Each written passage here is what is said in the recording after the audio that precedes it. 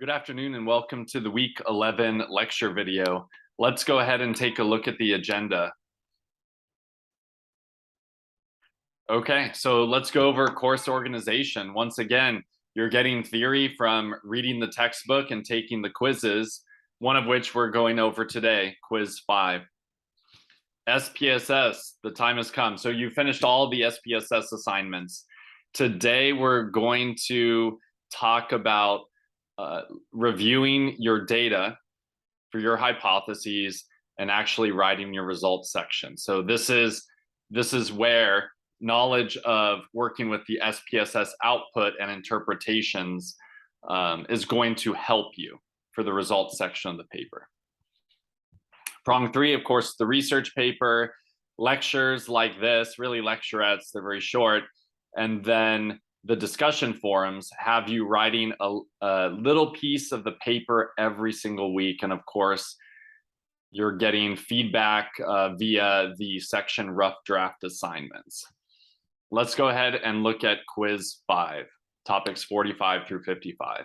Mixed methods describes what research techniques? Obtaining both qualitative and quantitative data. And this is really important, right? I'll give you a quick example, and I'm sure the book has already given you a bunch. What's quantitative data? Well, Rosenberg self-esteem scale, okay? People answer 10 questions, then you can calculate their self-esteem score. Qualitative would be asking people to answer the question, okay? How do you feel about yourself and your worth daily? Okay, and then they write. That's qualitative. Okay, qualitative data is written. It's like the comment field. Okay, quantitative are those rating scales, like the Rosenberg self-esteem scale, and they're both great to have. Obviously, the qualitative data is going to give you a depth of description, a depth of information that you're simply not going to get from the Rosenberg self-esteem scale itself. What is an advantage of semi-structured interviews over structured interviews? Researchers can adapt questions to pursue the most useful information. In a fully structured interview, you ask the questions that are there and you don't deviate. A semi-structured interview is structured, although it allows you to probe. If you find some response incomplete or interesting, you can ask a follow-up question to get more information. How many participants are typically in a focus group? 6 to 12 is the norm, and that's what the book states. Yeah, I think once you get to about 12 or 24, it's probably harder to control. There's too many people, it'll probably take too long, and 3 to 6 is too few to really get representative, detailed information. Grounded theory researchers use open coding for what? To establish themes for further analysis. And this is one of the things you could do when you have qualitative data. You can read through the qualitative data and you can create themes, which are really useful. An external stability check of data in a CQR study includes which of the following? Comparing interview data to other data. Which of the following is an advantage of case study research? Okay, it enables close reading of social life. So although case studies aren't necessarily representative of an entire population, they give you a lot of information about one specific unit of analysis. That unit of analysis could be an individual, it could be an organization, for example, studying a corporation, okay, to see how it operates or to understand the culture, maybe to understand the self-efficacy of the employees or how to increase productivity, absenteeism, stuff like that. Okay. But the key is it enables close reading of social life. Okay. So what does that mean? You get a lot of detailed information. So I just kind of talked about like a company, but let's talk about an individual. Let's say you're studying a unique case of someone who has autism. You would literally spend time with that individual and you would describe their behavior, what they say, what they do, things that you notice. Okay. And as you can see, because you're so focused on one individual unit of analysis, in this case, a human being, that person is not necessarily representative of other human beings who also happen to have autism. But again, you can learn a lot. If a mixed methods design first collects qualitative data and then collects quantitative data, what is the name of the design type? This is called exploratory. So you explore by getting ideas basically from comments, okay, or writing. And then from there, you can administer the quantitative measures like the Rosenberg self-esteem scale, or in personality and gay marriage attitudes, there's also openness, neuroticism, fascism scale, religious orientation, etc. Which of the following is a true experimental design? And all of these are. I don't want to get into that. What can researchers use to overcome all the threats to internal validity? A true experimental design. Okay. And that's the key to overcome threats to internal validity. And again, true experimental design means using some sort of random number generator or table of random numbers to randomly assign people to one group or another group. Okay. The key is random assignment. What is the name of the threat that warns researchers to be careful in generalizing the results to a population when an experiment is conducted on a non-random sample? We talked about this, selection bias. So obviously you want a random sample from the population. It's never going to happen. Unless your population is extremely small. But let's say your population is the United States or California or the world. You're never going to get a random sample. You're going to get a convenient sample. Okay.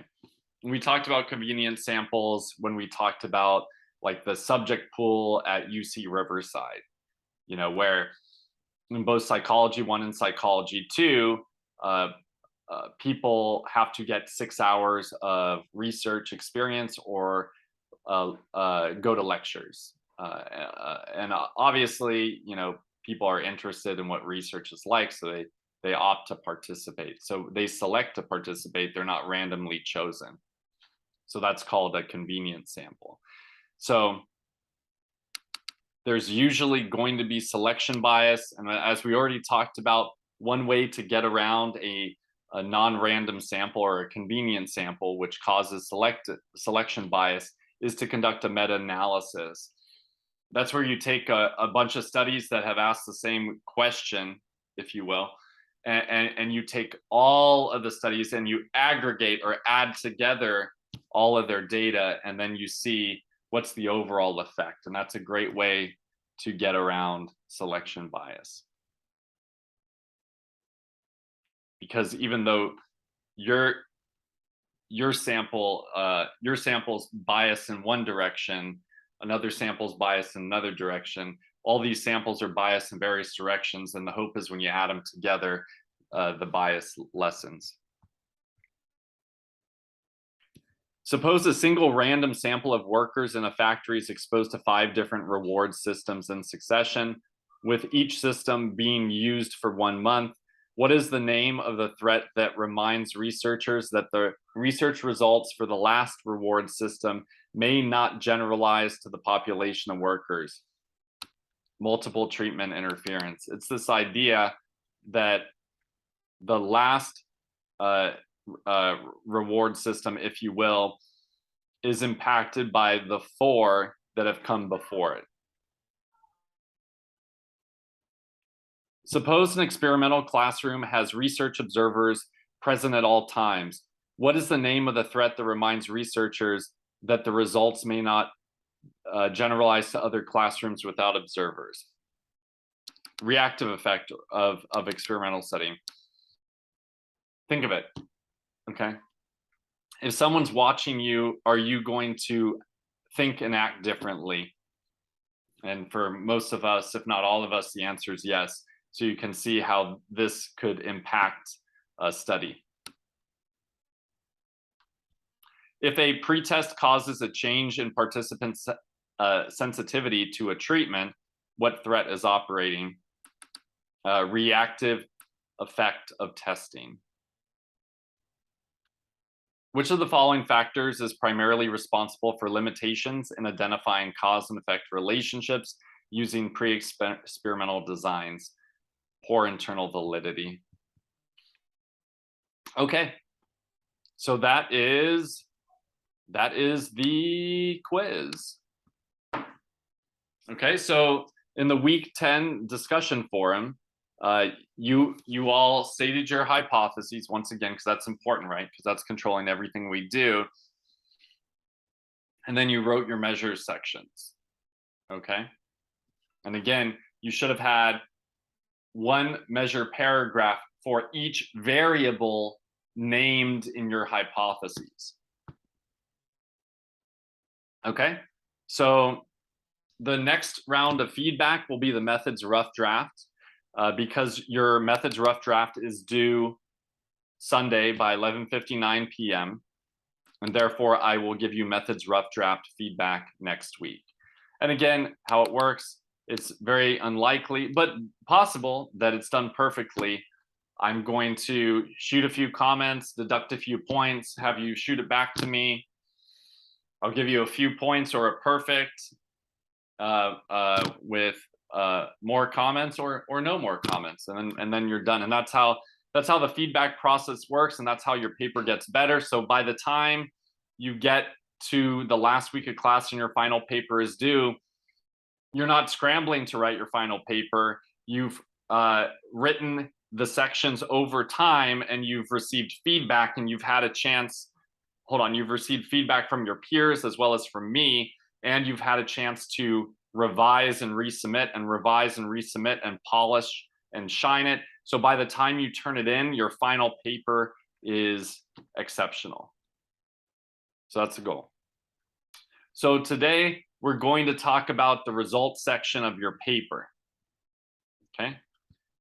If you go to files, and we're on week 11,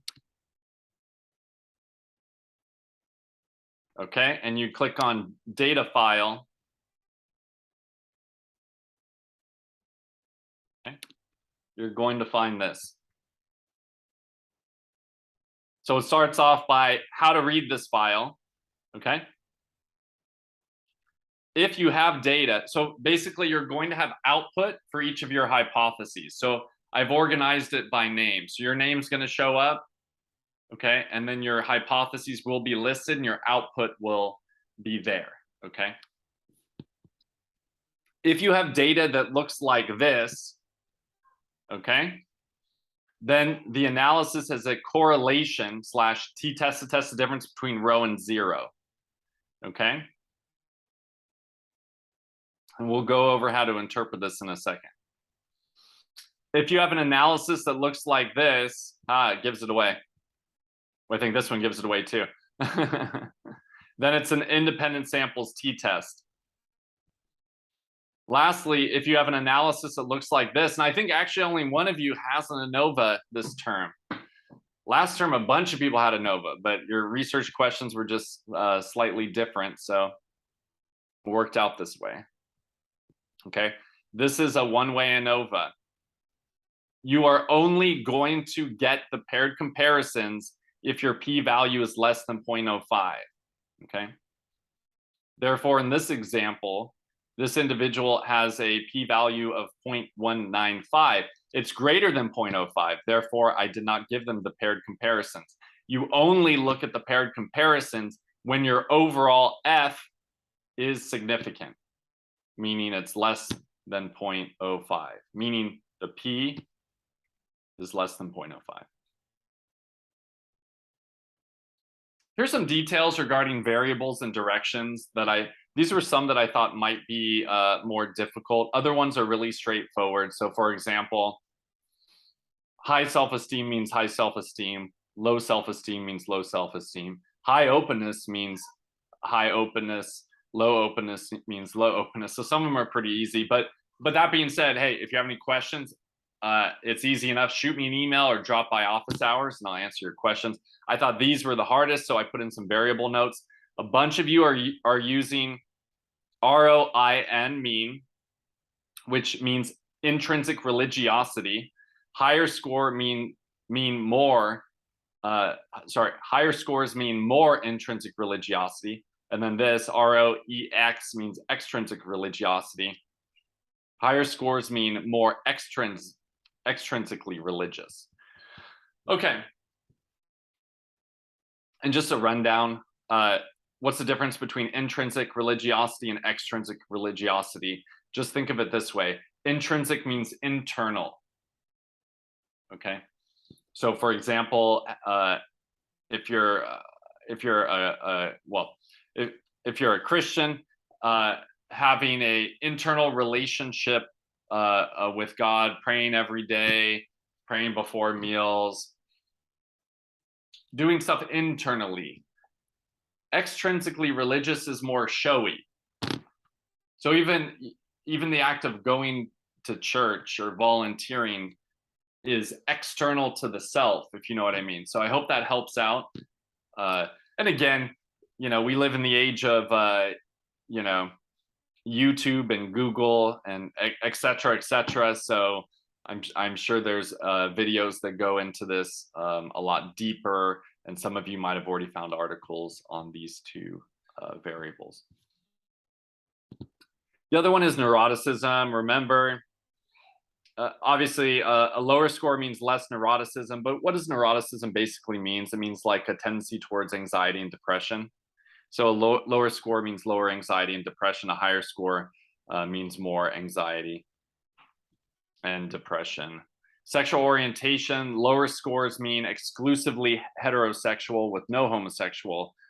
Higher scores mean exclusively homosexual with no heterosexual. So that's the sexual orientation scale that's included in personality and gay marriage attitudes. I believe it's labeled as the Kinsey scale. Political orientation, lower scores mean more liberal, higher scores mean more conservative. So these are just some I picked out that I was like, yeah, these will probably trip you up. Let me know if you have any issues. I'll add yours to the list. So basically, here you go. Here's the student's name. Hypothesis 1, output. So obviously this is a correlation. Hypothesis 2, output. This is an independent samples t-test. Hypothesis 3, output. This is another correlation. So it goes down the list. Everyone has data. Okay. Oops. Hold on. Okay, so then what I've also included here in your week 11 folder is the results writing template. So this is going to help you write your results section. So basically for each analysis, right? So you have one analysis per hypothesis. So how many hypotheses do you have? You have 3 hypotheses. Therefore you have 3 analyses. Okay, so you have 1 paragraph per analysis. Okay. So let's start with correlation.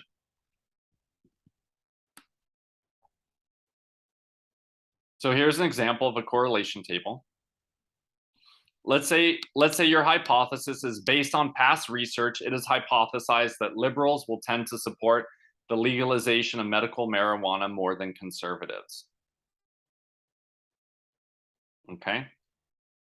So here's your correlation table. You may only have two variables. This one has a few. This one has age and political orientation, but we're interested in political orientation and the legalization of medical marijuana. So you have to find where they intersect. So political orientation intersects with legalization of medical marijuana here. It says Pearson correlation. So this is your R value. Sig two-tailed, this is your p-value. And again, this is all in the SPSS videos. So you've already seen this. And here's the template. Copy and paste this and then write it. You say a correlation examined the relationship between political orientation and support for the legalization of medical marijuana.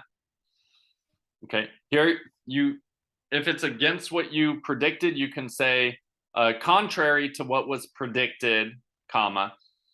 But let's say it's what you predicted, say as predicted. Now you're going to say here, there was a significant, it's significant because P is less than 0.05. If P was greater than 0.05, it would be not significant. There was a significant correlation between political orientation and support for the legalization of medical marijuana. There's your R, negative 0.17. Your sample size is 507. And if it's 0.000, say less than 0.001. Otherwise, if it's something like this, this is a P of 0.12, just put in 0.12. And then again, you have to define what that means, such that liberals tend to support the legalization of medical marijuana more than conservatives. And again, this is a difficult variable, and that's why I put it in the notes so you can see the direction. Okay, so literally copy and paste this. That's one of your paragraphs. Change everything around based on your data. Okay, and again, your data is in the data file under your name. So that's the correlation template. The next one is the independent samples t-test template.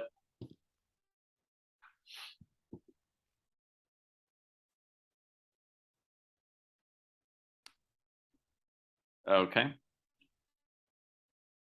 Based on past research, it is hypothesized that females tend to support prayer in school more than males. So let's say that's your hypothesis. So literally you would copy and paste this, okay, and then put in your data. An independent samples t-test was conducted to examine the relationship between gender and support for prayer in schools. Females tended to support prayer in schools, okay? So I'm giving the female mean. So this is the descriptive statistics. So prayer in schools female, it's a mean. I know it's hard to see, but I'll tell you what it says, and you open the file, you'll see it. It's a mean of 2.78, okay? Standard deviation of 1.22 and the sample size of 303, more than males. 2.54, standard deviation 1.2, the n of 235. T, you're looking at this top T here. Okay. So T of negative 0.19, the degrees of freedom is 536, and your p-value is 0.029 or 0.03. Don't worry about this extra statement at the end. We'll be adding that when we add our tables and figures, which we're not doing yet. Okay, and again, because P is less than 0.05, there's a significant difference between males and females on support for prayer in schools. At that point, we stare at the means. We see the mean for female is 2.78, which is higher than the mean for male. So we conclude that females support prayer in school more than males. And again, this is all in the SPSS videos, but I'm just trying to give you a quick overview. If P was greater than 0.05, let's say it was 0.5, which is greater than 0.05,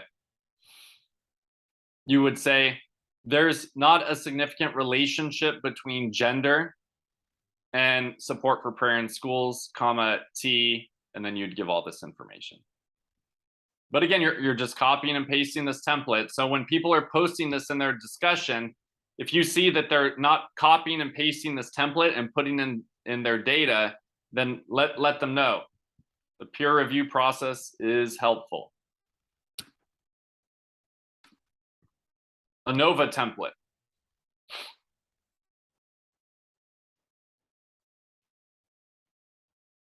This is what your ANOVA is going to look like.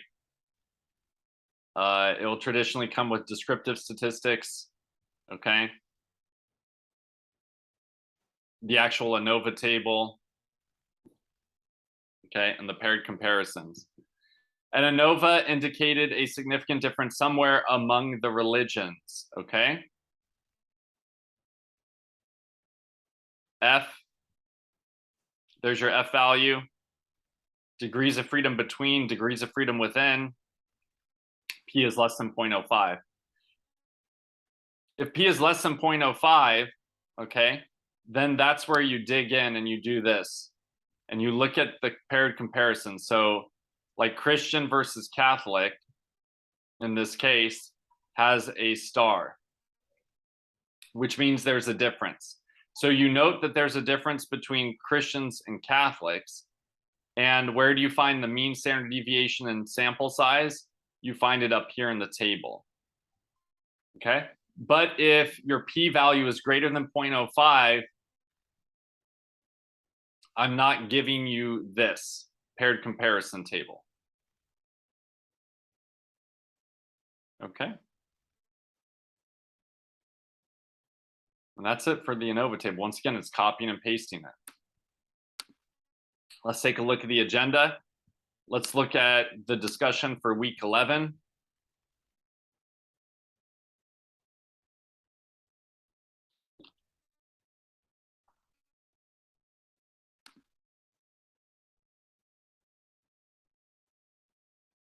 Okay, once again, you're copy and pasting your hypotheses, and you're going to write your results section of your paper.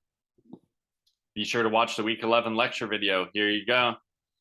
Remember, you have 3 hypotheses and 1 analysis per hypothesis. I already said that. Okay, here's where you're going to find your data file, or you could just go to files. So therefore, you have a total of 3 analyses. You need a 1 paragraph interpretation for each. Therefore, you need a total of 3 paragraphs. Follow the relevant templates to construct your 3 paragraphs. Here are the templates I just reviewed. Respond to 2 other students, compare what they wrote to what you learned in the week 11 lecture video, as well as the relevant templates above. Also, please let them know if something's unclear, and if possible, suggest a correction. There you go. And now let's go ahead and take a look at the methods rough draft.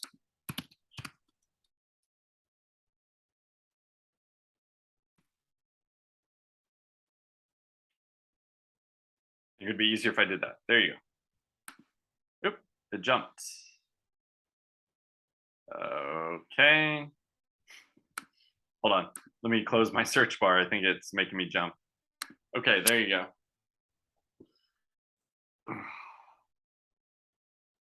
Create a methods rough draft. Be sure to include the following elements. Measures we did last week. That was the week 10 discussion. Procedure was the week 9 discussion. Participants, I believe, was the week 8 discussion, right? So your discussions fold in to the rough draft. So you've already written this, you just have to put it together. And of course, you know, if you've learned something new and you want to revise it, obviously go ahead and do that. Try to keep everything you submit, try to keep it as polished as possible. And that's all due Sunday by 11:59 p.m. And remember, you need to find and create article summaries for a total of 10 articles for your literature review. Again, that's part 2 of the introduction section. I keep on pointing that out because I know it's hard to find articles and it's hard to write article summaries. Maybe not hard, time consuming. Okay, so I don't want you to wait until the last week of class to do it. Okay, beyond that, we are done. So go ahead and let me know if you have any questions. Shoot me an email or drop by office hours. Okay, well, thank you, and have a great week. Take care. Bye.